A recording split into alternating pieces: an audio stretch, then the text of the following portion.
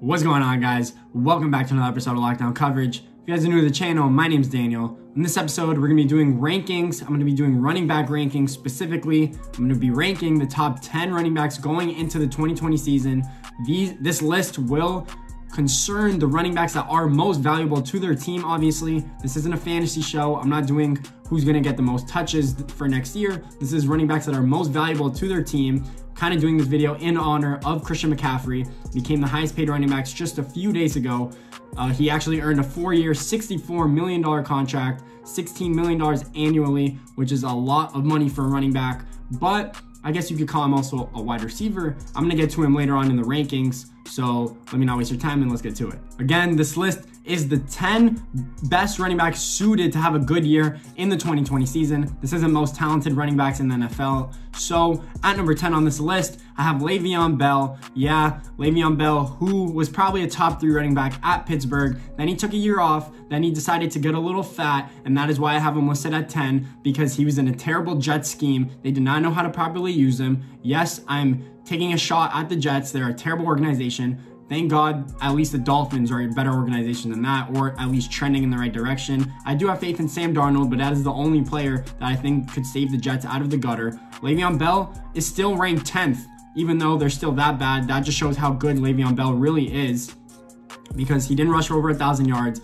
and he did not have that many receptions. But you see that if you put him in a good scheme with good offensive linemen, he could be patient and wait behind and hit the holes whenever he wants and break tackles. He's still a great player. But if you would have told me that last year I would have had him at 10, when really he should be at 3, you would have guessed that I was smoking crack or something. But Le'Veon Bell at 10. At number 9 on this list, I have Aaron Jones from the Green Bay Packers. Probably the most surprised running back on this list, especially with the season that he had last year. Aaron Rodgers was literally throwing him the ball. It was either Devontae Adams or Aaron Jones. Aaron Jones could also hit the holes as well. He has speed. He has breakaway speed that I did not know that he had. Aaron Jones really flashed to be a Pro Bowl player for a lot of years in this league. He's still young. I'm pretty sure he's only 24 or 25, which is really young for a running back. Aaron Jones, stud player. Green Bay needs to surround Aaron Rodgers with more players that'll just create more for Devontae Adams and Aaron Jones. So Aaron Jones at 9. At number 8 on this list, I have Josh Jacobs. Yes, Josh Jacobs of the Oakland Raiders, rookie running back going into his second year. He performed amazing last year. Even though he did have some injury concerns, minor injuries, nothing serious, he still played really good. I think they also as well need to have more complementary pieces around him. They barely had a passing game other than Darren Waller, who was digging and dunking. Derek Carr needs to open up the fields for Josh Jacobs, more or less. Any running back is going to need a passing game to perform really good in the run game, because if you have 9 players in the box, as a running back, it's pretty much impossible to play really good unless you're Adrian Peterson when you rush for 2,000 yards. But Josh Jacobs, still a really good player. I expect him to improve off his rookie season. He played that well as a rookie. No one thought that he could handle the workload, especially coming out of Alabama, only taking minimal carries. I think only 120, 150 carries. Last year, I'm pretty sure he took over 200 carries, played really good, had over 1,000 yards rushing the ball. So Josh Jacobs at 8, maybe even higher for next year. At number 7 on this list, I have Nick Chubb. Most of you guys, especially Browns fans that are watching this video, are probably like, nah, Nick Chubb is way better than that. Look at the Browns offensive line. They were awful. We had the worst tackles in the league. Even though your interior guard was really good and no one talks about that, that is why Nick Chubb kind of was really good in the trenches and running in between the guards and center. I can't say running in between the tackles because your tackles were that bad, but the Browns are going to be way better this year. They signed Jack Conklin from the Tennessee Titans as their right tackle. So I anticipate Nick Chubb to have an even better year, which I don't even know how he could do, because he rushed for over 1,200 yards, which is actually amazing, especially when Baker Mayfield had over 20 interceptions or a ridiculous amount of interceptions. Nick Chubb performed really good. He was probably the only focal point on offense that was consistent all year. Odell and Jarvis did not perform to high standards. The Browns in general did not perform to high standards. Nick Chubb is still a really good running back. Anticipate him to climb on this list as well going into the 2020 season. At number 6 on this list, and this guy kind of dropped as well, Alvin Kamara from the New Orleans Saints. Yeah, Alvin Kamara that played amazing with Mark Ingram. Finally, Mark Ingram leaves to Baltimore, and everyone thinks Alvin Kamara is going to be probably one of the top flight running backs in the NFL. Kind of disappoints kind of has injury concerns, did not get as many carries as people thought he would. People actually questioned if he could handle that workload. I would say that he really can't. I still love him as a player. If you give him 15 to 20 touches a game, I think that's perfect. That is what he needs. He's explosive. You can't have him tired because then he loses that athleticism and that crazy balance that he has, and he's impossible to tackle. I feel like as you get more carries and get run down a little bit, you kind of lose that explosiveness, obviously. So Alvin Kamara at 6. I anticipate him to have kind of a bounce back year this year. People are kind of low on him, so it's easy to be low on someone if they have a bad year. But Alvin Kamara at 6. At number 5, I have Dalvin Cook. Again, injury concerns with Dalvin Cook. Main thing, Vikings had a middle of the pack O-line and he still ran the ball like crazy. Top end speed. Love Dalvin Cook. I'm an FSU fan as well, so I love Dalvin as a player. He went to FSU, in case you guys were wondering. But he's a great running back, can do everything, literally everything, just durability issues. Stay on the field, Dalvin, and you'll be the second best running back in the league behind a player that I think can be surpassed, but I'll get to that in a sec. But Dalvin Cook on the Vikings with Kirk Cousins as well, I think they develop a good chemistry. He's really good, explosive in the screen and passing game as well, so that's why I have him, because he's so complete as a running back. At number 4 on this list, I have Ezekiel Elliott.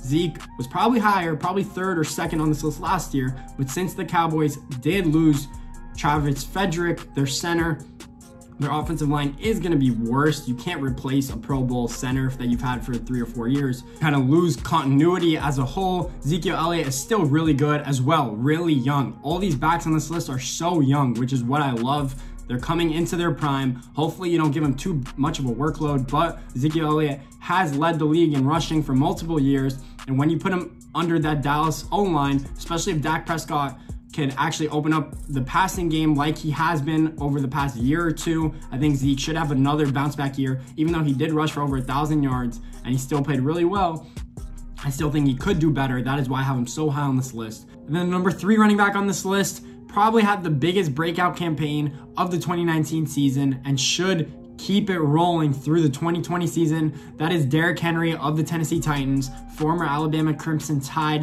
2nd round pick. Finally showed why he is a 2nd round pick, why he was a 2nd round pick. He exploded onto the scene, had an amazing year.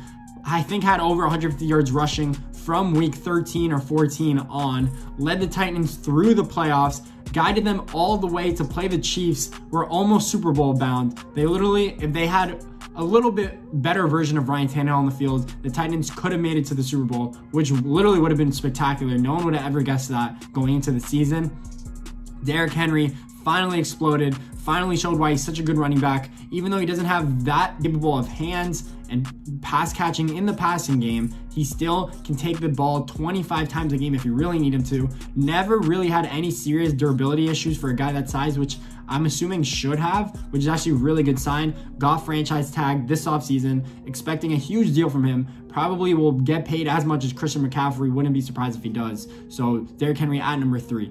At number 2 on this list, and this is the player I kind of made this video for, is Christian McCaffrey. Yes, the only white running back on this list, in case you guys did not notice, which is actually pretty funny. Not taking any hits at any running backs that play anywhere in any football field, but Christian McCaffrey is probably my favorite running back. I saw a crazy stat that he did have more receptions over his first 3 years in the NFL than Odell and Jarvis. The only player he did not pass is Michael Thomas, and he's a running back.